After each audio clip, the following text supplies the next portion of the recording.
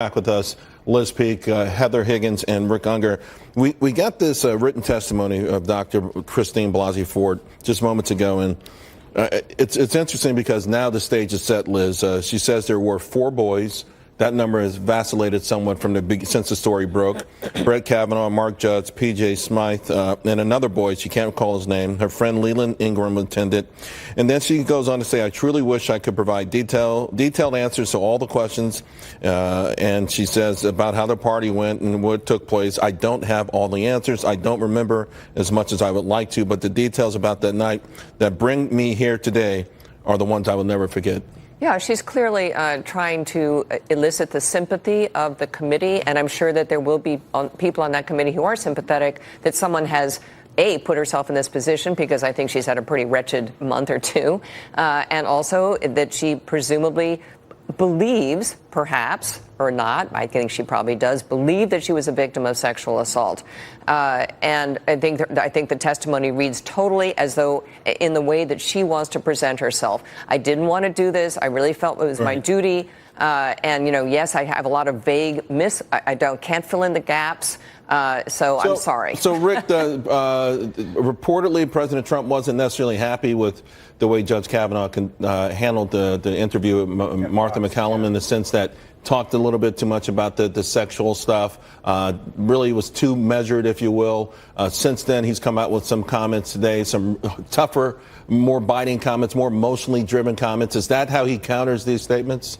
You know, there's not much he can do to counter these statements. It's not going to be about him, because all he can do is say, I didn't do this. And you're going to believe him or you're not going to believe him. I know you guys are getting tired of hearing me say these words, but I have to. The beauty of the American justice system, and I am a big admirer of our legal system, is cross-examination. You just pointed out correctly that she's making some changes in that statement than what she made initially. That's why you cross-examine. Liz, what some people may interpret what you're saying is victim shaming. Is that? It's going to be very hard for the Republicans tomorrow. If we were talking earlier, she seems sort of like a fragile person. If they really go after her, she could start to cry. People are going to be sympathetic towards.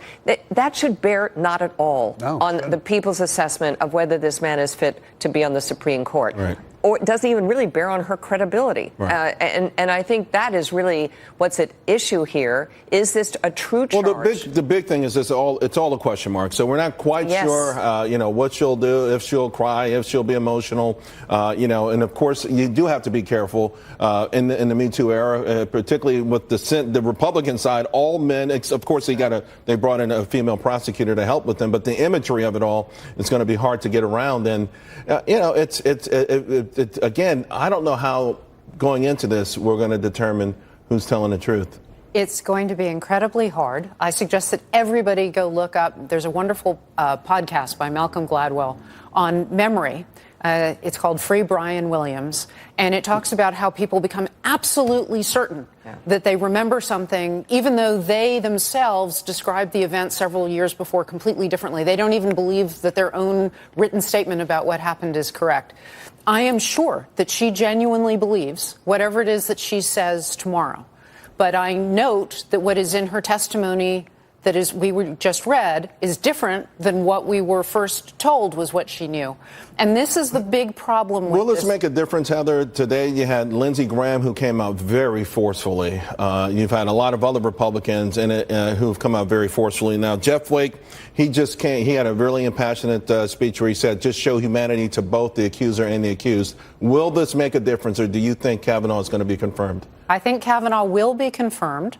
I think he will be confirmed for several reasons. The political ones, obviously, are going to be here. But this is now larger stakes. If you care about fairness, then you have to have respect and fairness, not just for the accuser, but also for the accused. You can't just presume guilt. You have to presume some level of innocence and the capacity to defend oneself. You have to look for other corroborating evidence. Precisely, we have statutes of limitations because memories are faulty, because we revise things. If you have a weak standard of evidence, then what you are doing is guaranteeing that future nominations will all be last-minute character assassinations and circuses, and you are undermining the claims of women quick, who want to have sexual the Democrat on it. Do you? We got to wrap there. But do you agree with that? I major league agree. I was going to say, Heather, I could not have put it better. There are bigger issues at stake here. I may not be a fan of the judge, but this is not how you make these decisions. Right. He needs to be presumed innocent until the witnesses say something that convinces the panel that he's guilty. Right. Heather got it exactly right. Let's leave it there. Thank you.